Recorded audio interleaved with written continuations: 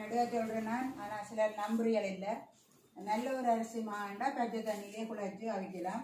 அதுக்கான இதுதான் நீங்கள் கொண்டு இது நாங்கள் பச்சை தண்ணியில் குழைச்சி வச்சுருக்குறேன். இது சுடு தண்ணியில் பாருங்க, பச்சை தண்ணியில் புளிஞ்சதை பாருங்க சரிதானே. அப்போ நான் இடியப்பம் அவிச்ச அப்புறம் உங்களை காட்டுவேன்.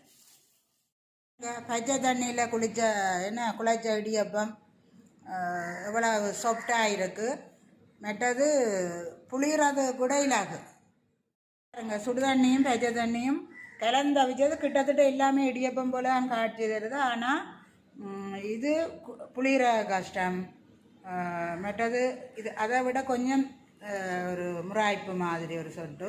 அப்போ நீங்கள் யோசிங்க, எவ்வளோ இலவான விஷயம். நாங்கள் தேவையில்லாமல் சுடு தண்ணி வச்சு வினைக்கட்டு எங்கள்கிட்ட நேரத்தை செலவழிக்கிறோம்.